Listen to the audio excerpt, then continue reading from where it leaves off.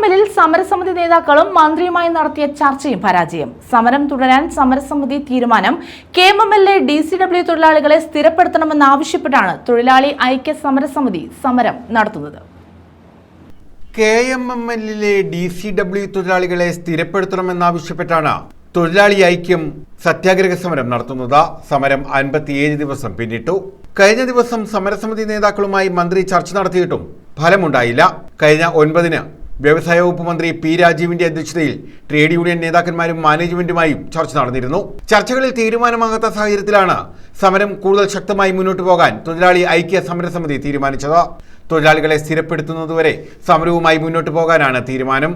നിരവധി വർഷങ്ങളായി KMML കരാർ വ്യവസ്ഥയിൽ തൊഴിലെടുക്കുന്ന തൊഴിലാളികളെയും വീടും സ്ഥലവും നഷ്ടപ്പെട്ട ആളുകളെയും കൂടി ഉൾപ്പെടുത്തിക്കൊണ്ടുള്ള പട്ടികയാണ് DCW തൊഴിലാളികൾ എന്നറിയപ്പെടുന്നത്.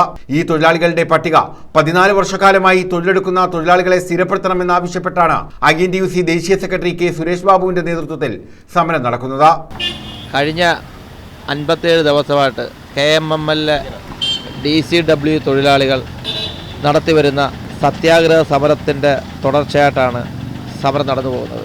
ഞങ്ങൾ 639 തൊഴിലാളികളിൽ 572 പേരിൽ ഒപ്പിട്ടുകൊണ്ട് ബഹുമാനപ്പെട്ട മന്ത്രിക്കും RLCക്കും മുന്നിലെത്തുകയും ഇവിടെ 2021 മുതൽ 3 വർഷത്തെ കരാറിൽ ആ 2021 പറഞ്ഞ കരാറുകൾ ഒന്നും തന്നെ നടപ്പിലാക്കാതെ 2024 പുതിയ കരാർ കൊണ്ടുവരികയും അതിലും അന്ന് പറഞ്ഞ കരാർ 3 മാസത്തിനുള്ളിൽ നടപ്പിലാക്കാമെന്ന് പറഞ്ഞ ഗ്രാറ്റുവിറ്റി, വെൽഫെയർ, മെഡിക്കൽ ഇൻഷുറൻസ് ഉൾപ്പെടെയുള്ള കാര്യങ്ങളിൽ തീരുമാനമാകാതെ വീണ്ടും 2024 അതേ വിഷയങ്ങൾ തന്നെ കൊണ്ടുവച്ച് വീണ്ടും 2 മാസത്തിനുള്ളിൽ തീരുമാനം എടുക്കും എന്ന് പറഞ്ഞതിനെതിരെയും കഴിഞ്ഞ 25 വർഷം മുതൽ 30 വർഷം വരെ കോൺട്രാക്ട് സൈറ്റുകളിൽ വർക്ക് ചെയ്തവരും DCW ആയിട്ട് കഴിഞ്ഞ 13 വർഷക്കാലമായി വർക്ക് ചെയ്യുന്ന തൊഴിലാളികൾ ഉൾപ്പെടെ സമരപരിപാടികളായിട്ട് മുന്നോട്ട് പോവുകയാണ്.